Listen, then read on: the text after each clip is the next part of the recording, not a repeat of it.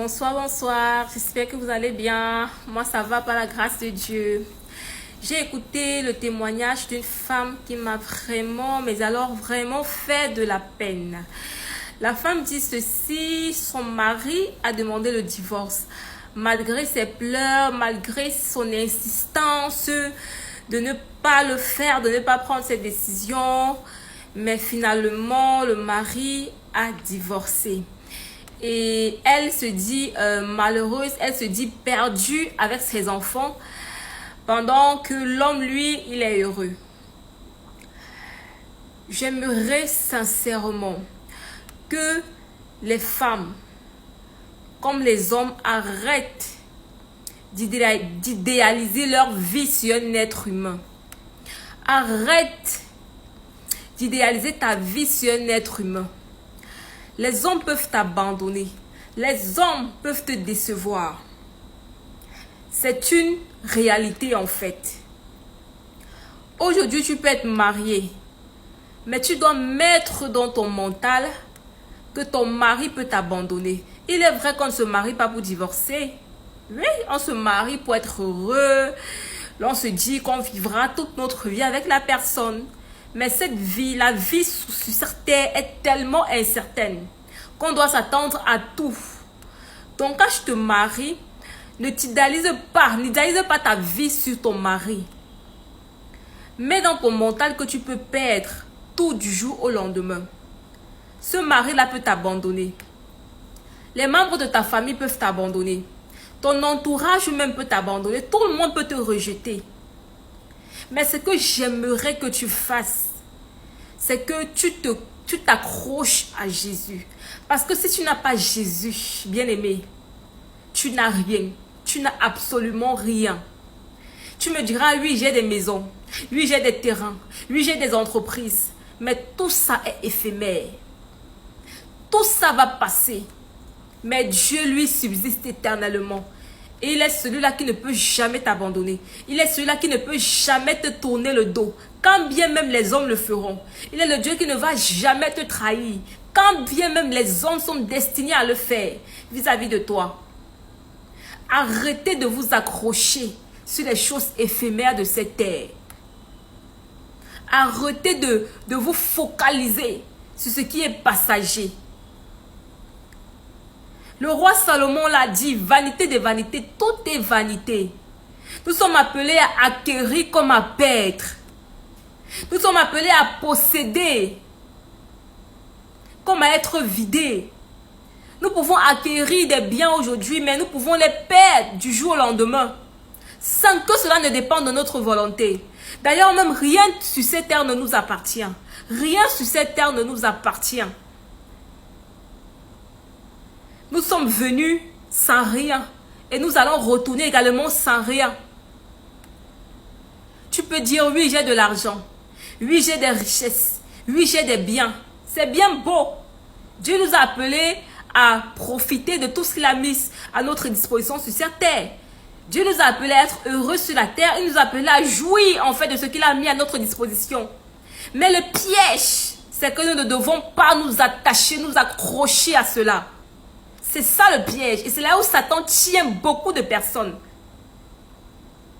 Vous vous accrochez aux biens de la terre qui sont passagers, qui sont éphémères. Mais vous laissez l'essentiel. Vous laissez l'essentiel, la base de toute chose qui est Jésus. C'est lui le seul sur lequel vous devrez vous accrocher de toute votre force et de toute votre âme. Le seul et l'unique. Parce que ce qui est sur cette terre est passager. Tu peux avoir une entreprise aujourd'hui et du jour au lendemain, tu entends que ton entreprise a été incendiée. Tu peux avoir une boutique aujourd'hui et du jour au lendemain, tu attends que les cambrioleurs sont venus dévaliser ta boutique et tu perds tout. Tu perds tout. Tu n'as été au contrôle de rien. C'est Dieu qui a le contrôle de toutes choses. Nous les hommes sur cette terre, nous n'avons le contrôle de rien du tout. Nous n'avons aucun contrôle, même pas de notre propre vie. Mais c'est Dieu qui décide tout. C'est Dieu qui décide de tout.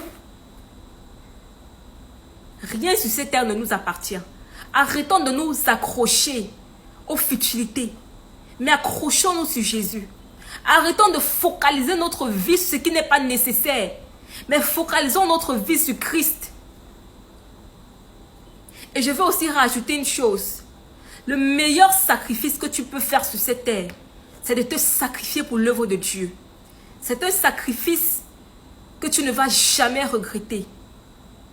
Et c'est un sacrifice qui parlera en ta faveur. Tu auras beau te sacrifier pour chercher de l'argent. Tu auras beau te sacrifier pour bâtir des empires. Tu auras beau te sacrifier pour acquérir des biens, pour acquérir des richesses.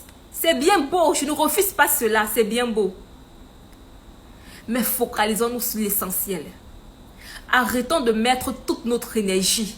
Arrêtons de mettre toutes nos forces sur ce qui est passager. Mais usons de force et de détermination pour l'œuvre de Dieu. Sacrifions-nous pour Christ. La Bible déclare que recherche premièrement le royaume des cieux et sa justice et tout le reste sera donné par-dessus tout. Fais de l'Éternel tes délices, il te donnera tout ce que ton cœur désire. Fais de Christ ta priorité, il fera de ce qui te concerne sa priorité.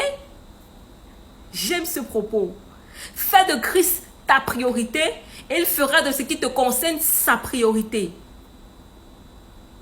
Et je le répète encore, le meilleur sacrifice que tu peux faire sur cette terre, c'est de te sacrifier pour l'œuvre de Dieu. C'est le meilleur sacrifice. Avec ce sacrifice, tu amasseras des trésors, non pas éphémères, mais des trésors éternels dans les cieux, là où la rouille ne peut atteindre. Des trésors qui ne périront pas. Les maisons que tu as bâties sur cette terre, en mourant, tu ne vas pas t'en aller avec ça. Ces choses, ces biens vont périr. Puisque la terre va passer et tout ce qu'elle renferme va passer. Mais les trésors que tu as amassés dans le ciel ne passeront pas.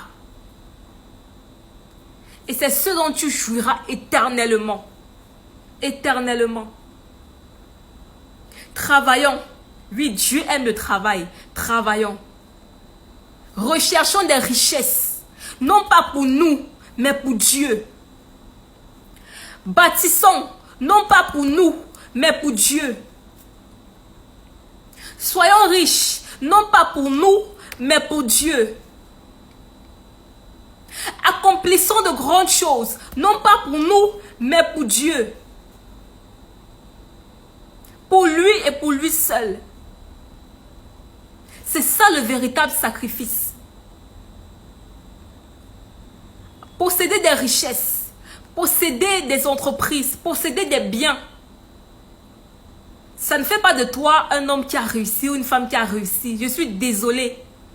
Ça ne fait pas de toi un homme qui a réussi ou une femme qui a réussi. Je suis désolée. Tu auras réussi aux yeux des hommes. Mais au devant de Dieu, tu auras échoué. Si tu ne t'es pas sacrifié pour lui, tu auras échoué. Si tu as tout fait pour tes propres intérêts, tu auras échoué.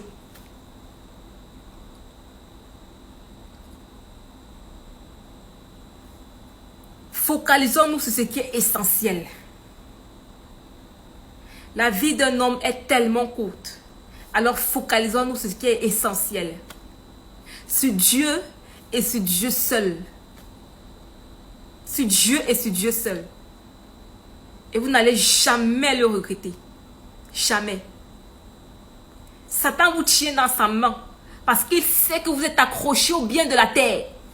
Il le sait. C'est pour ça qu'il tient beaucoup dans ses mains.